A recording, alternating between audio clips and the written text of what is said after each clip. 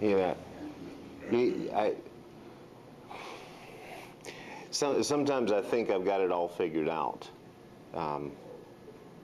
I think I'm making that spiritual progress, and then there's that one event, accumulation of a whole day, that just kind of throws everything in a tailspin.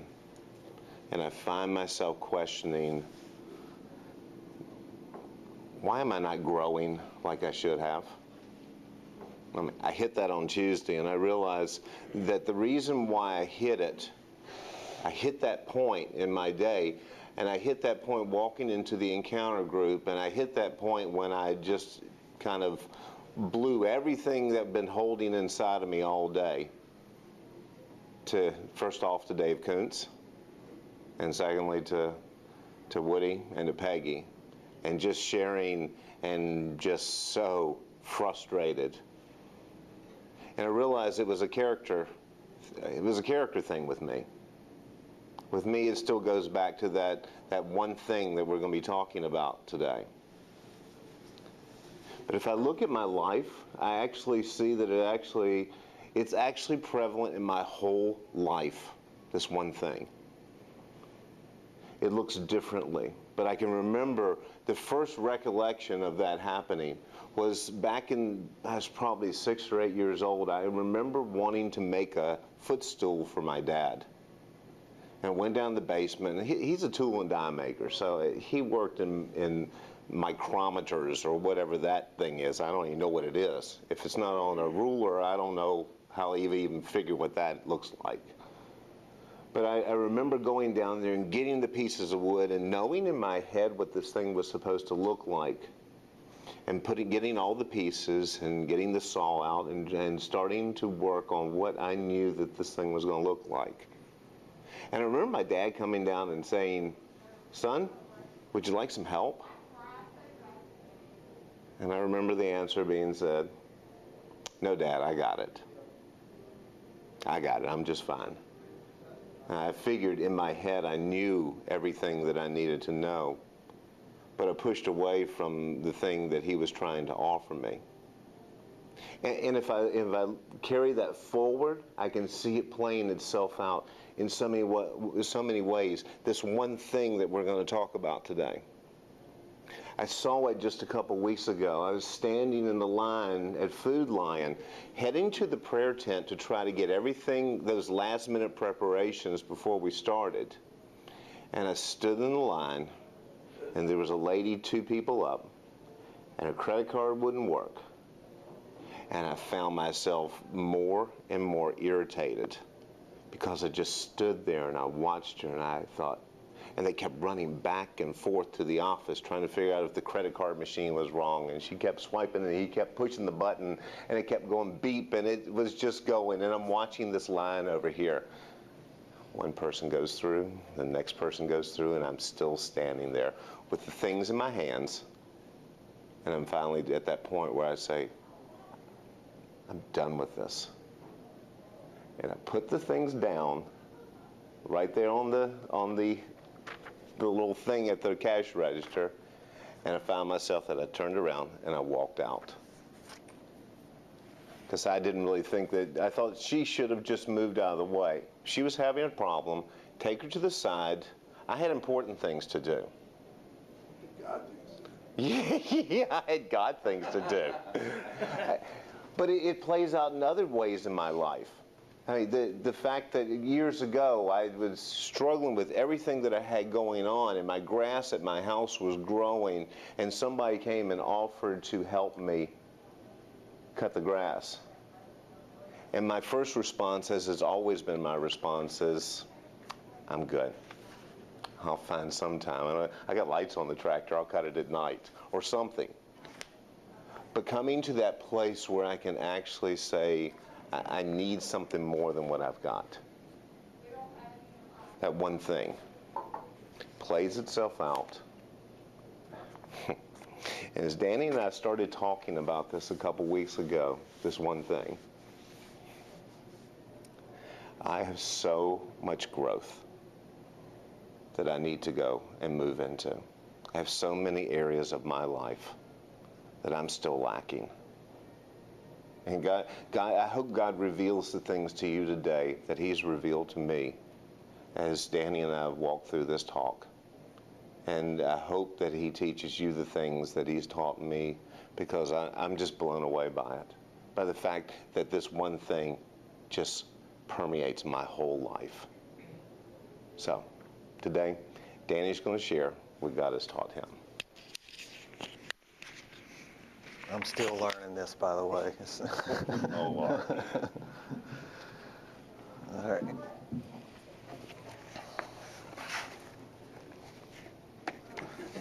I had to make some notes because I'm not the greatest speaker in the world, so I'm nervous too. So,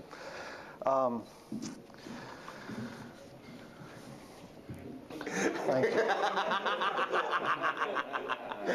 I can always count on Steve. Stephen, I'm sorry. Back in October, I began to pray and just ask God for a closer walk.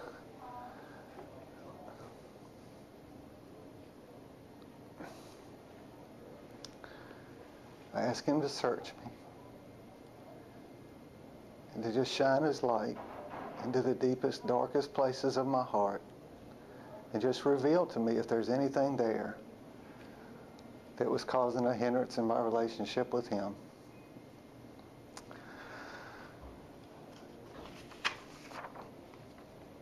And I shared my prayers with some guys in a group that I'm in. One of the guys commented that he had been on the same journey for the last couple of years, and that when he initially started this, that God had revealed to him that he didn't know if he could handle the truth. So with that encouraging word, I went back to prayer, and I asked God to help me face the truth of what was really going on, and to help me to lean into Him, and just to show me and give me the strength to be able to take the next steps with Him that I really did want, and I really do want. I want to continue on this walk, and a closer walk with God. So, as God began to move, He led me to Philippians chapter 2.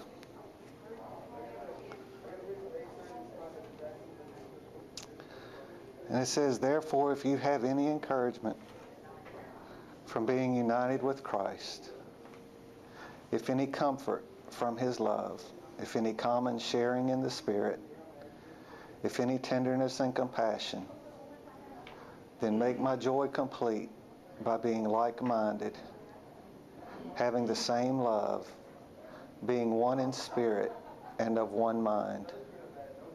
Do nothing out of selfish ambition or vain conceit.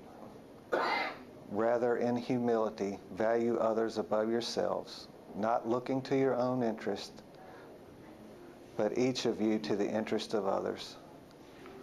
In your relationships with one another, have the same mindset as Christ Jesus, who being in very nature God, did not consider equality with God something to be used to His own advantage. Rather, He made Himself nothing by taking the very nature of a servant, being made in human likeness, and being found in appearance as a man. He humbled Himself by becoming obedient to death, even death on a cross."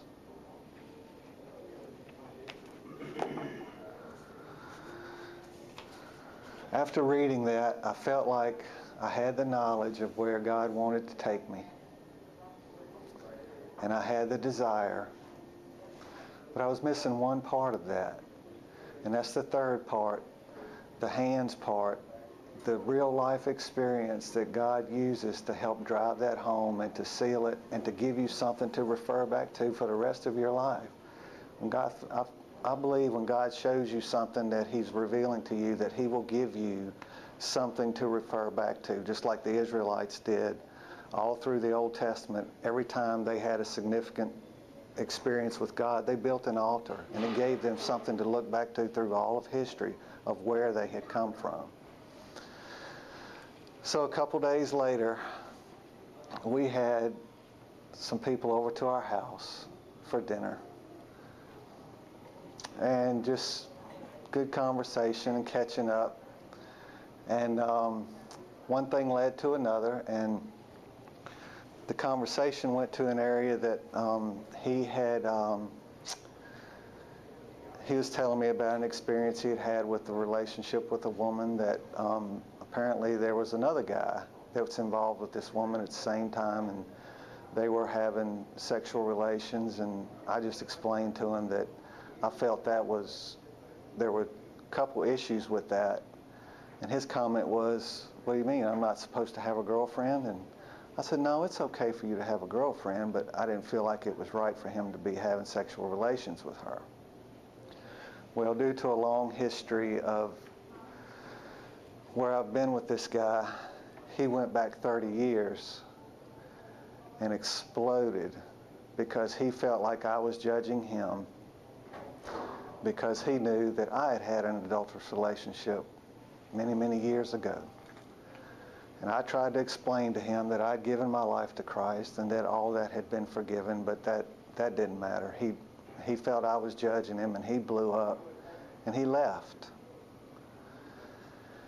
And over the next day or so, as I was thinking about this, and God was beginning to work on me on how to reach out to this man and to begin to repair the relationship, I just had to give it to God and just totally humble myself. So I made the call, and I told him that what had happened and that I had gotten forgiveness from Christ. It was under the blood of Christ now, but that I needed his forgiveness. I needed to apologize to him for being judgmental to him and for saying the things I said. It's not that they weren't truthful, they were. But it didn't need to be said, and it didn't need to be said in that manner. Long story short, he has accepted and granted forgiveness, and we have begun to repair that relationship. And I'm looking forward to moving closer to him and pray for him. I don't believe he's a follower of Christ. I think he thinks he is, but there's no evidence of that in his life. So just pray that God, as we move forward with this, will continue to work in both of our lives. So, with all that said, I thought, good, we got this behind us. Okay, God, I got this pride and selfishness thing down. Let's move on to the next one. God, in his sense of humor, must have smiled and said, "Is that so?" Well, last week,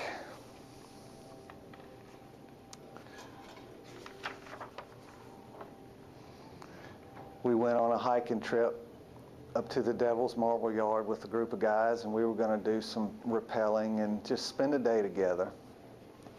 And it was great. I mean, we had a fantastic time.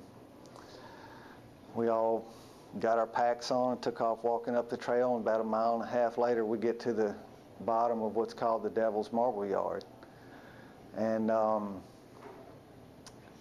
thought, wow, this is great, man. This is beautiful. And we're looking up at that thing, and I'm looking around, and I'm going, where are we going to go rappelling around here? I don't see anything more than, 5 or 6 feet tall, whatever. So our fearless leader then announces to us that we're going to the top of the Devil's Marble Yard. And I thought, oh boy, here we go. So anyway, off we went. And being the desk jockey that I am, I don't get a lot of time out with physical activity. So we took off up the mountain, and I was tired. I mean, I was getting worn down, and I was just out of breath and all that. And we were stopping in a couple of places along the way. And one of the guys offered to take my pack. And once again, that pride thing revealed itself. And I said, no, I got it. I said, I'm okay. I'll make it. And a little ways further and up the mountain, and I left my breakfast on the rocks up there because I wouldn't accept the help that was offered to me. I wouldn't humble myself and allow somebody to take that load, that burden that I was bearing. Anyway, we made it to the top of the mountain, and eventually, but through all of the things that happened that day, we got up to the top, and we were talking about some of the takeaways and some of the so that's that we had learned on our way up. And I think that was one of them. I remember sitting there, I was trying to recover from being sick, and I looked up that mountain, and we were all in different places on our journey. Some of us were way up the mountain, and some of us were part of the way up, and of course me, I was bringing up the rear. But you know, and it was kind of a picture to me of where we are on our walk with Christ. That some of us have been there before.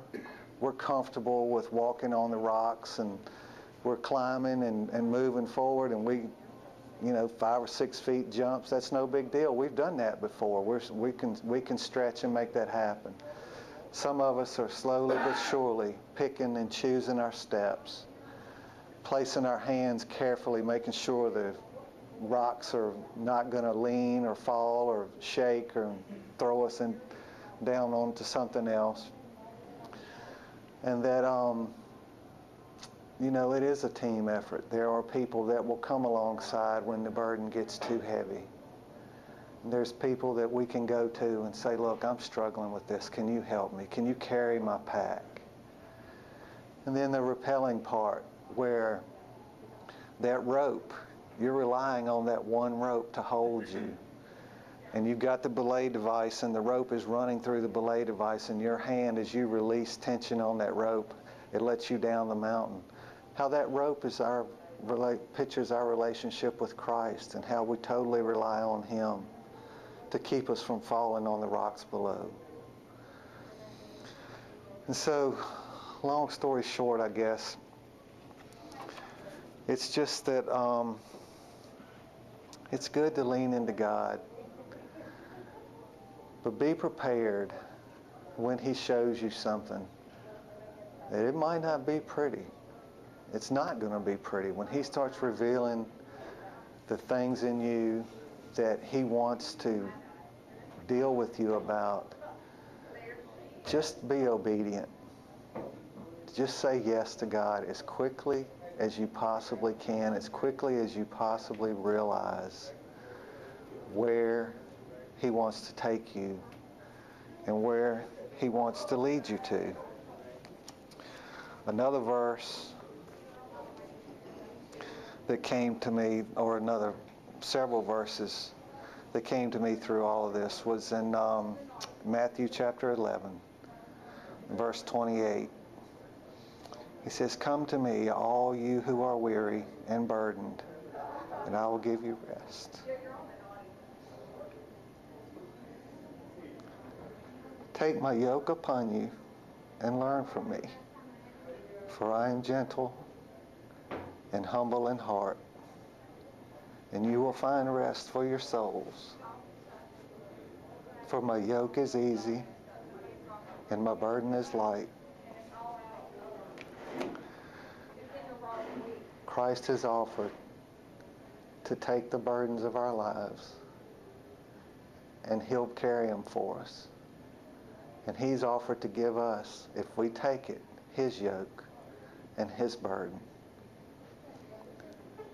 So there's people here that will help lift you up. Christ is the answer. We don't have to do this alone. You can humble yourself and let it be about Him and not about you.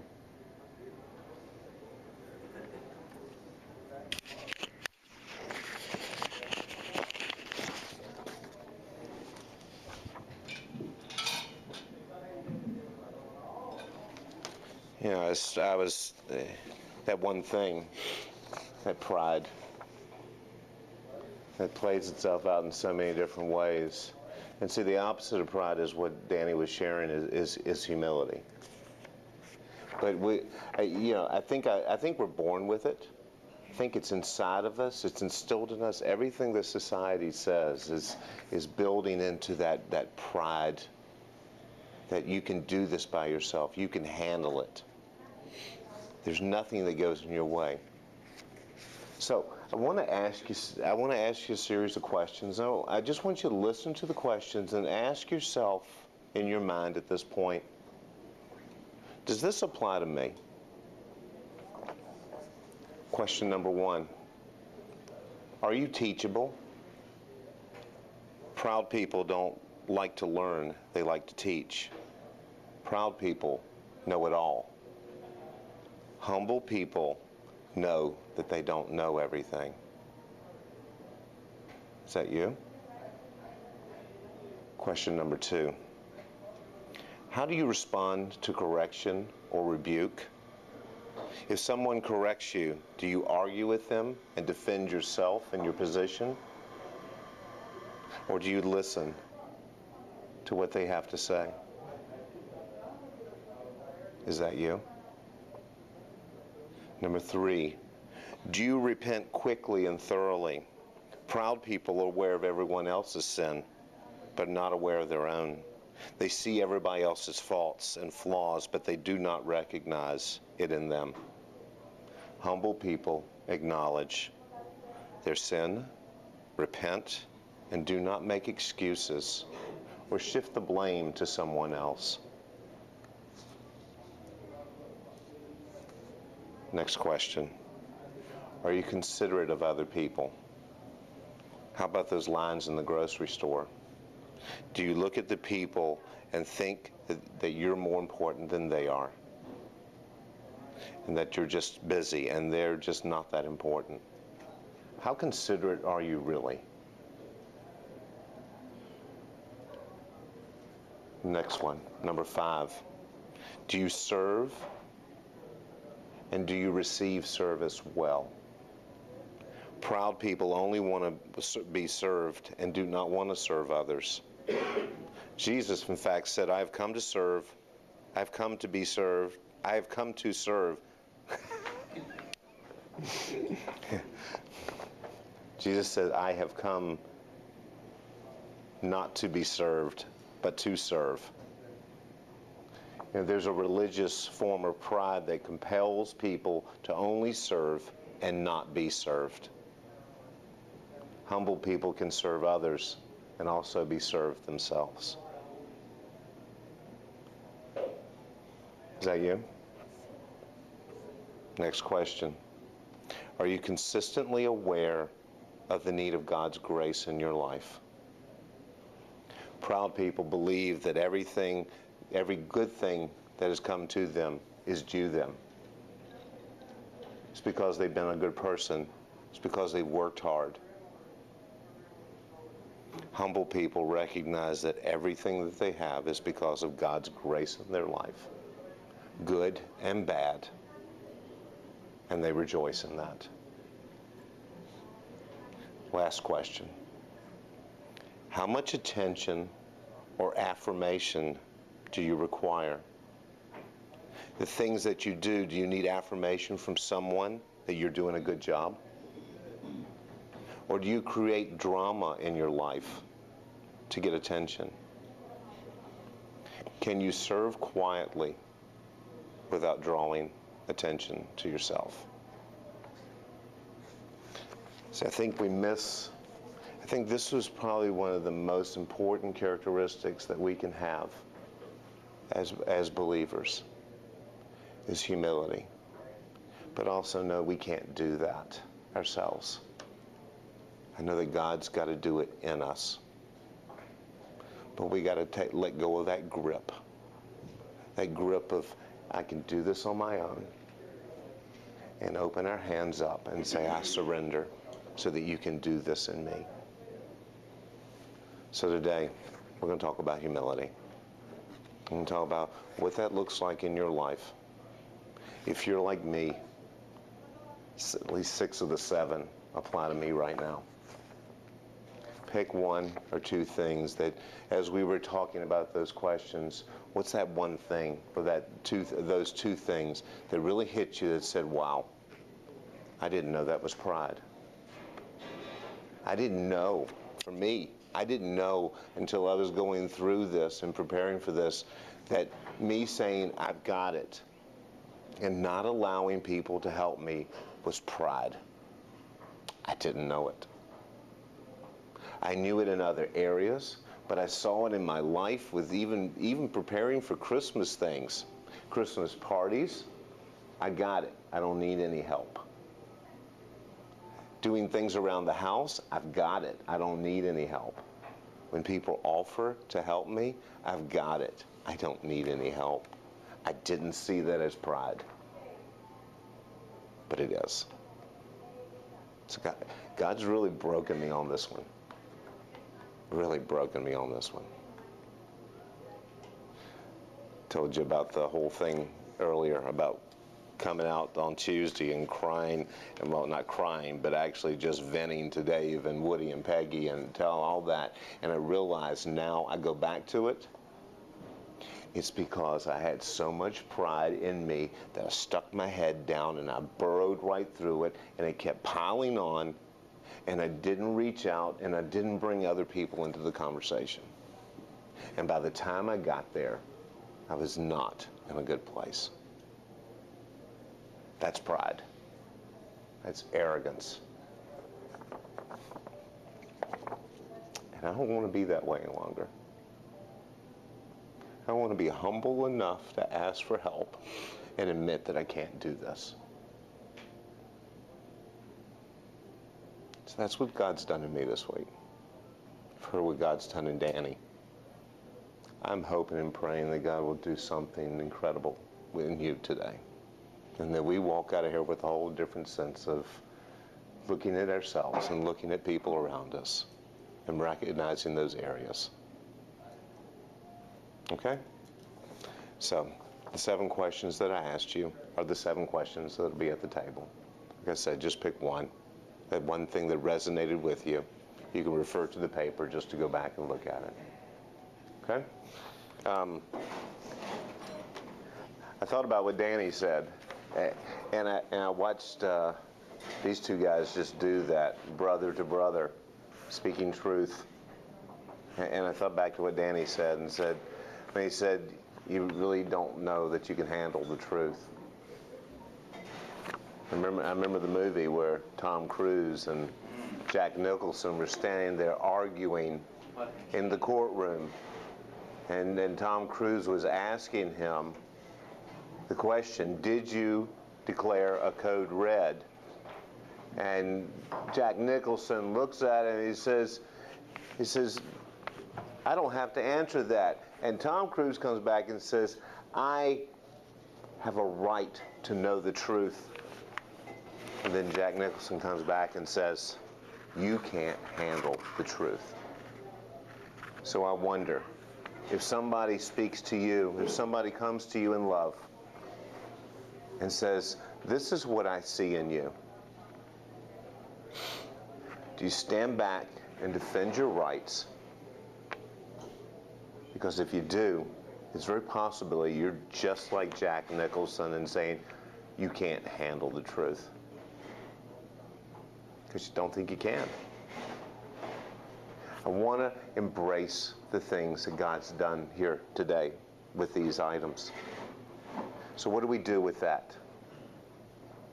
God has revealed things to each one of us. I know from listening at the tables, it's hard.